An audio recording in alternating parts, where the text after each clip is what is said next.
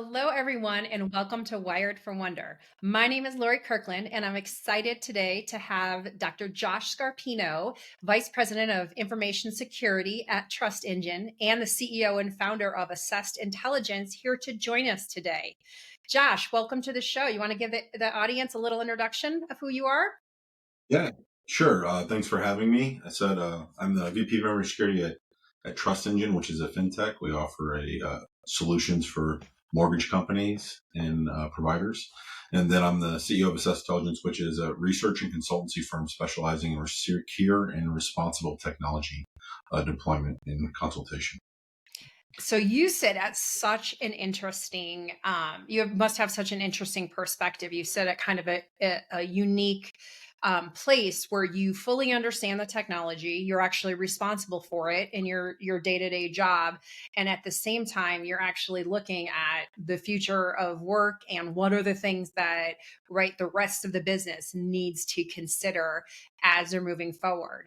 What do you think is something that right now is kind of piquing your interest as far as, what other leaders and what other business execs might need to be thinking about? What's something that's kind of hot on your mind right now? Yeah, the biggest challenges with any new technology, we're seeing a huge adoption of AI. And with any new technology, it's really understanding or quantifying the risk of the technologies that we're deploying. So organizations are trying to grapple with the adoption of technology so they're not last to market, right? But they're also having to navigate uncharted waters when they deploy the technologies, which is presenting unique risk scenarios for them. So I think that the biggest thing that, I've identified is organizations really need to take inventory of how they're assessing risk and then understand that adopting new technologies such as AI, there's a whole new risk profile that needs to be considered and evaluated. And you got to have the right people in the conversation at the right time to make sure that you're having those critical conversations. Well, and it's interesting, I always look at things from the human perspective, right? Like the technology implementation can be fairly easy with AI, right? But what can be created are whole new ways of operating your business, are whole new ways of managing your team and managing your people, which in turn create the risk. When you think about some of the examples you've seen of either your customers or different leaders, right, implementing AI, what are some of the roadblocks that you see them running up against that could potentially create risks? Couple different things. So with the deployment of any new technology, obviously there's the unknowns, right? But the difficulty with a technology such as AI adoption is we have organizations that adopt something that has the potential to perpetuate harm at scale or cause disparate impact at scale or do unsupervised things. So if we look at like HR hiring solutions, right, in the AI space, I used to work at an HR tech company. And when you deploy technology that's making automated decisions against people that are maybe applying for an opportunity, then you have the potential for real disparate impact that maybe goes unchecked or unnoted for a period of time. And this has happened across many organizations that they caught it, a year or two later and realized that, oh, it's favoring men over women, or it's favoring this because of the wording in their resume. So the reality is having a human in the loop allows you to mitigate some of that risk, but a lot of the technologies are not designed to have a human in the loop. So any high risk AI system really needs to have a critical team that is understanding the risk, assessing the risk in an ongoing manner, and ensuring that they have people that really understand the potential for the risk as it could evolve. And this is like a different point of view that most companies have ever had to take risk at before. Like if you have a product, it's really easy to be like, okay, let's evaluate the landscape of how it might be impactful. But with AI, what we're talking about is finally in the workplace, right? Getting all the automation and efficiency that we want so we can get rid of a lot of the tedious work that, to be honest, right, just bogs us all down every day, right? So Yeah. that's going to happen. But at the same time, it seems like there's going to be different needs for different type of kind of human skills. So whether it's critical thinking, whether it's understanding systems better, whatever it is, it feels like there's really different skills that are going to be needed from leadership. What do you think when I say that, or what skills come to mind when I talk about that? So I think that with any new technology, right, there's skills that are displaced as a result of that technology. but there's also skills that are created. I mean, if we go back to look at like Henry Ford creating the automotive production line, right? And you think, well, when these machines came in, all those people that were doing all the manual processes, right, their jobs became obsolete.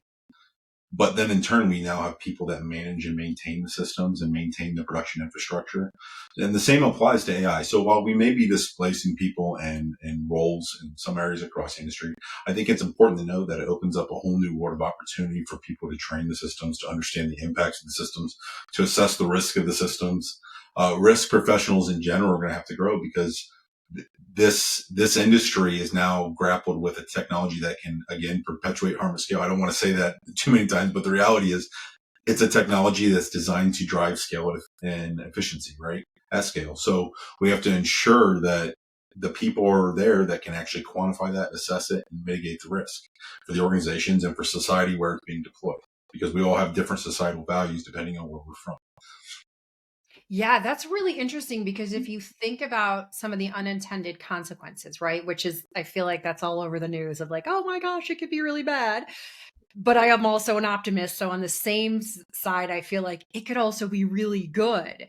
And that's where there's going to be a shift that's needed in leadership of, are you actually making sure that the work that you're doing, that you have a clear purpose that is good for humanity, that is good for your organization, that is good for individuals, because there will be unintended consequences. But I see I see the need for almost every individual, right? No matter what your role is, because your role could either be displaced or you're going to be leading teams that are going to be thinking differently, thinking bigger. I see the need for change in almost every individual from their human perspective within the work world. What do you think about that? So I think that's 100% true. And I think it's important to know that process and a development process are actually changing and evolving, right? So I'll take an example like a TrustEngine. We have some new AI technology that we're working on, and one of the things that we've done now is we've created customer boards to understand and address the risk that could be raised from it, because it's no longer a standard offering that we have where it's just a SaaS solution providing. We now embedding capability where they can leverage these features for customers and clients. But it was important to us to understand the risk of the lenders and how that's evolving and ensure that we incorporate it into the guardrails of the systems that we're building. And that same thing applies across all areas in industry. So at Assessed Intelligence, we've actually built out our consulting services. They built out a team that's got a diverse background. We have ethicists, we have lawyers, we have cybersecurity professionals, we have AI implementation professionals, so that they can understand the technology, so that they can consult on the compliance aspects and the legal aspects of the technology, and so that they can offer the right guidance at the right time for the right risk for the customer. I love that. Actually, like really getting your customers involved, not you doing customer experience and customer co-creation for the sake of saying you're doing it with a very company centric look. Instead, it's going to really be like, we have to look at the whole picture, not just from my company point of view, but really from the outcome point of view. That kind of could lead to really cool stuff, right? Like it feels like it could help companies become more productive just by improving their customer relationships, because they're going to get better understanding of what the actual customer problems are or the risks and the fears that customers see, which could make it a lot easier for companies to move faster at solving core problems, in turn helping build your own business, right? So I love to hear that, because I don't know about you, but I feel like for people have been preaching customer centricity, but being a technologist, I am humbled enough to know that we have also put a lot of technological barriers in front of that customer experience, right? Because of the way that we had to structure technology. But AI is really going to give us that opportunity to eliminate some of those barriers, which means that to connect with the customers, we're going to have this opportunity now to actually have them much more involved than they ever have been.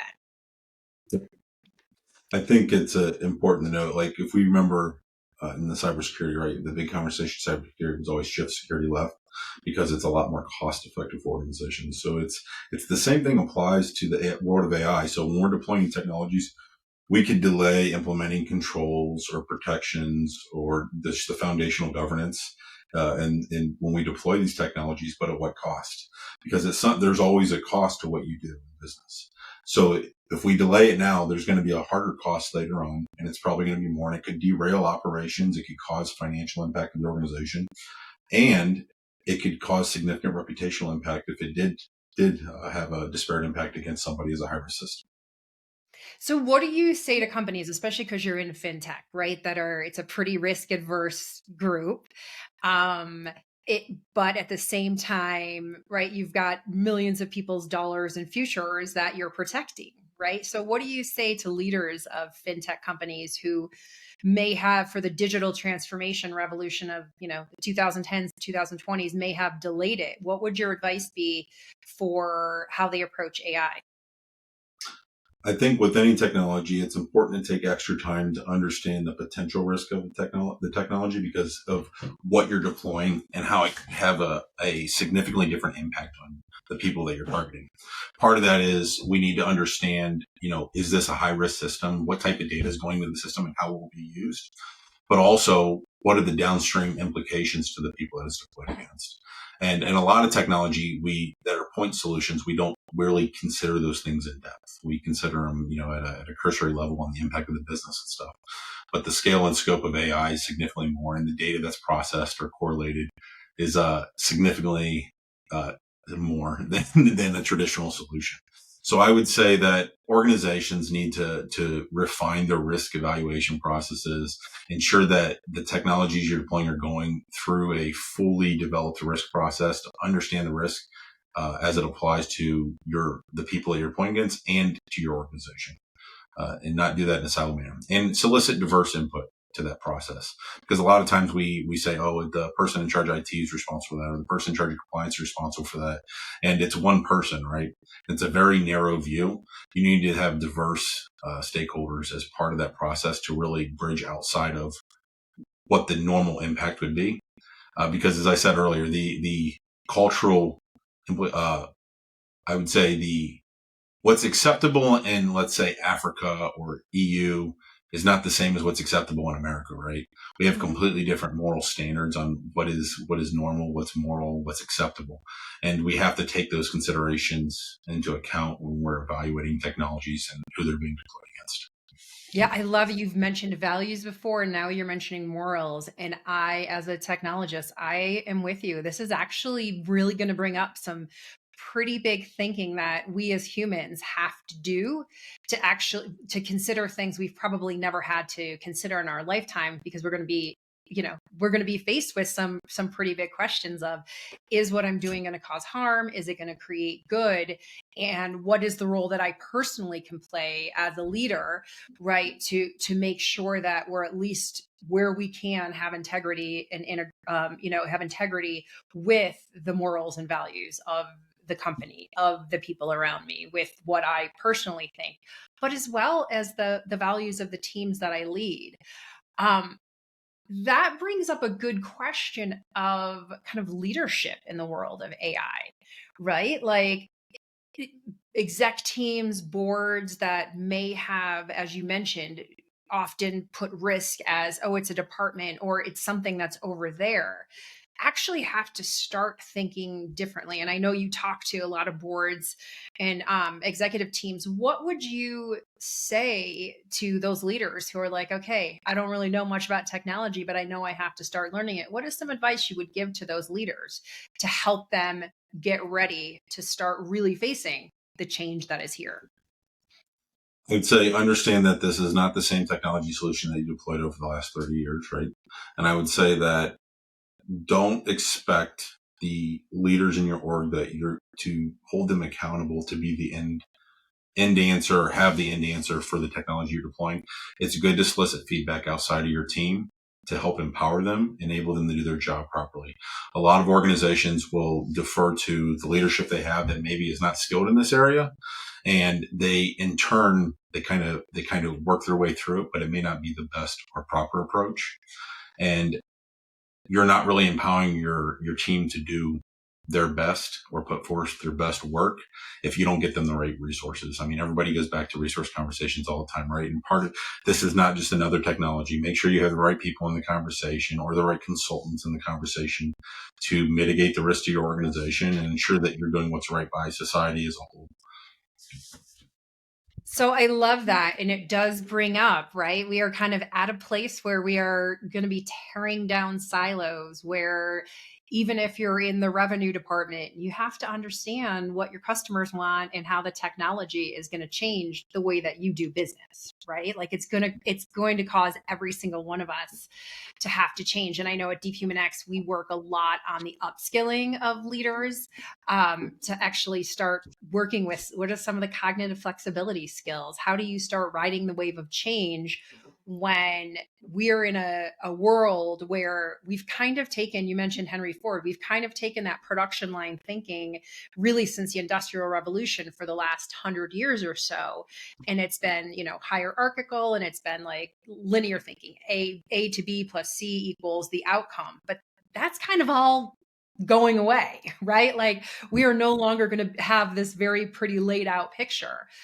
But that's going to cause leaders and teams to have to step into more coaching, to step into different types of thinking of how they're going to lead their teams, because they're not just going to be able to say, here's a list of 10 things to do anymore.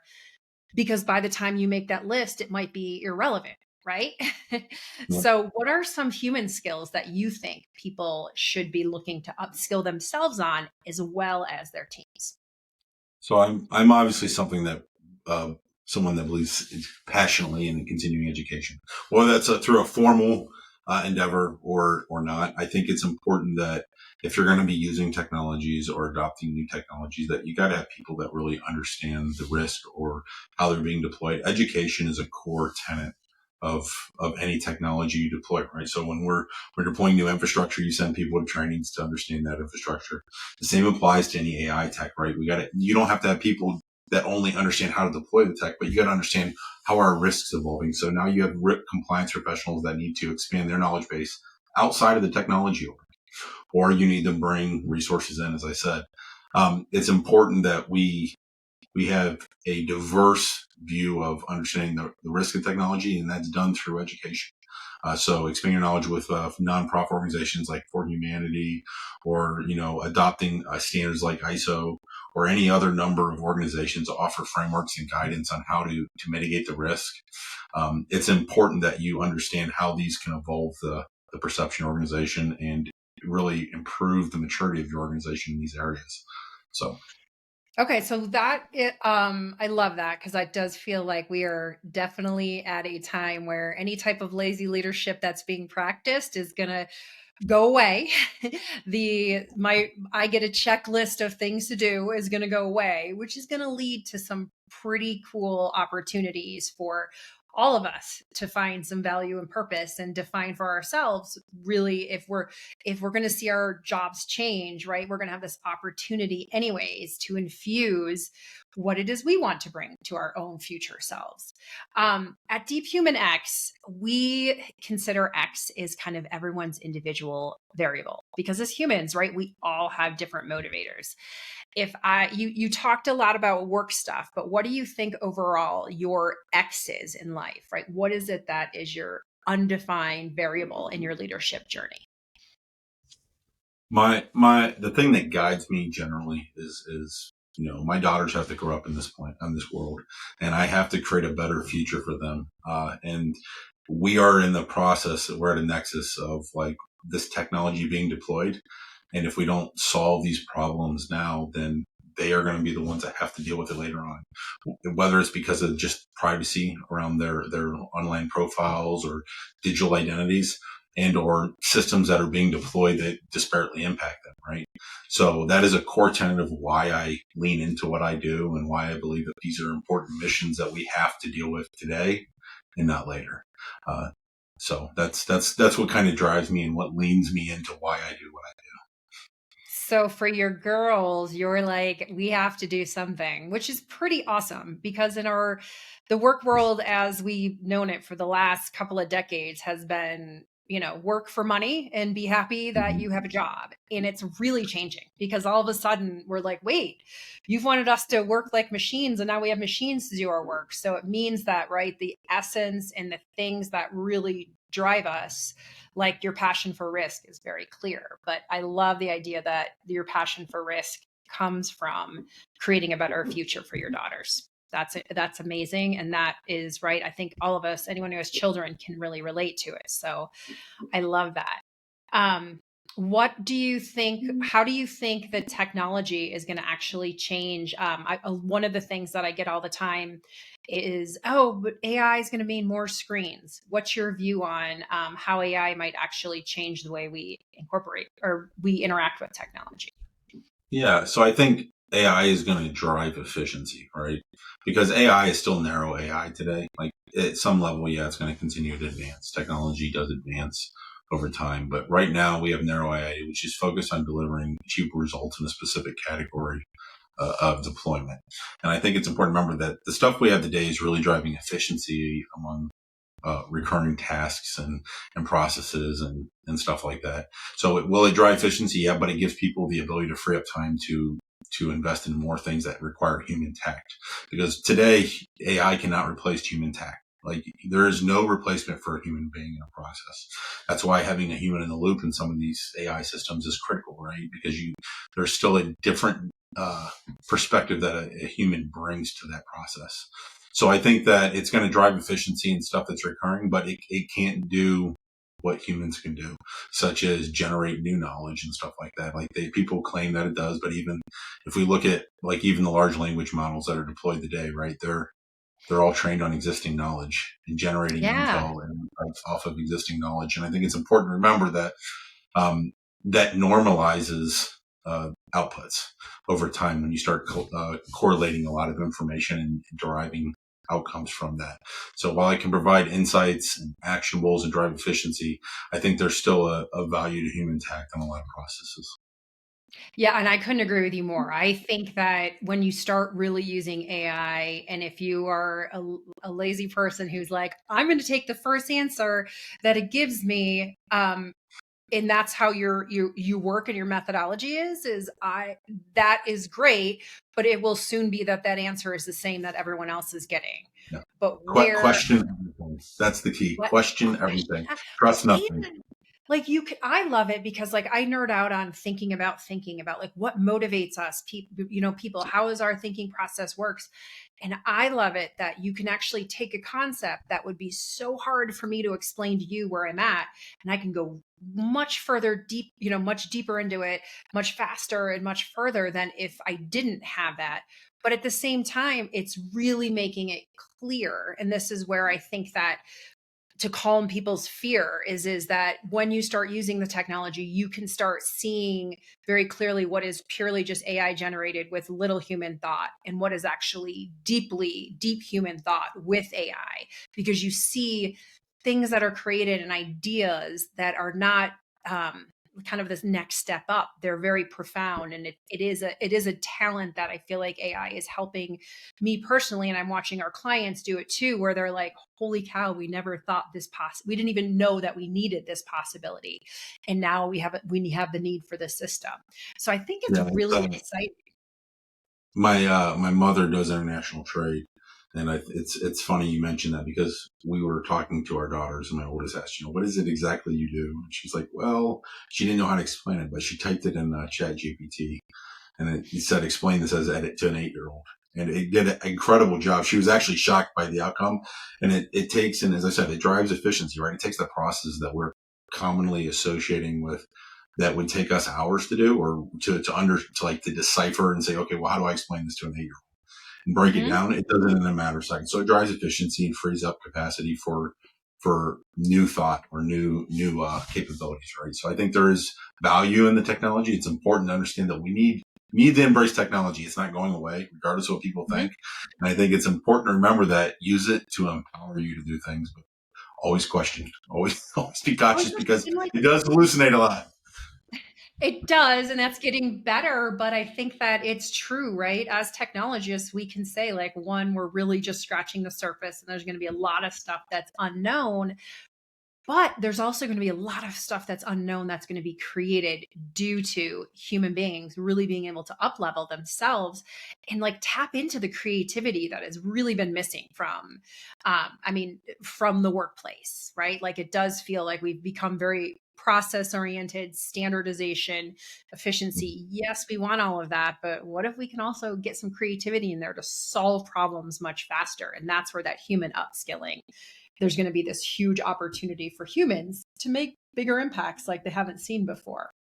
You're right. And it's okay to embrace these technologies when people understand the risk associated with them. That's why the risk Yes. part is so critical. So as long as we know the risks and limitations, you can use a technology and it can empower you to be very successful. Yes, I agree. And a tons of opportunity. So let me ask you this in 2 sentences or less, what do you think the future of work will look like due to AI? That's a good question. I don't think I thought on this. So I would say that there's going to be minimization of tasks that are duplicative or meaningless, let's say. And then it will drive efficiency and opportunity for creative processes. I would say I see that there's really an efficiency play and the opportunity to free people up to do things creatively or expand their skills in other areas that is not something they have to waste their time on things that are just recurring processes. So Right? Like, oh my that's gosh, what the if we best way to can? word it. I don't know how else to describe it. No, I love that because it's like, what if we actually have room for our own purposes within our work world, right? Like, if work is more than just tasks we're accomplishing, if it's actually like working toward, we can be creative to have it work towards something bigger. So I love your answers. And then lastly, the last question I want to ask you just is from the human perspective, what are the top 3 skills you feel like people should work on developing to remain relevant and impactful in this changing time? I would say embrace the different technology. So learn to use the tech. Even if you don't like it or want it, like you're going to have to learn to use it because companies are adopting it. I would say that's the first thing. The second thing is understand the risks of technology. So learn what risk is and why it's important and how to quantify that, even at a basic level, because anything you do in life, whether it's personal or business, there's always a risk, right? So understanding how I use this tool and what implications can be a result of that is important if you're going to use a tool properly. And then I would say the third one is don't be afraid to explore new things. It's a lot of people are afraid of the unknown or don't want to embrace it, and they get stuck in a regimented process of this is the way things are done, and I don't want to change it. But the reality is that it's a fixed mindset and it doesn't allow growth. And growth is important for personal value and personal just really drive. Anytime you have the opportunity to grow, people should take it. So I love that. The fixed mindset versus growth. If people are still thinking change isn't happening, hey, if the it'll pandemic happen didn't without teach you. you, then AI is here to teach you. We are in a growth mode. Change is happening. So you might as well make it positive change for yourself by focusing on things that you like.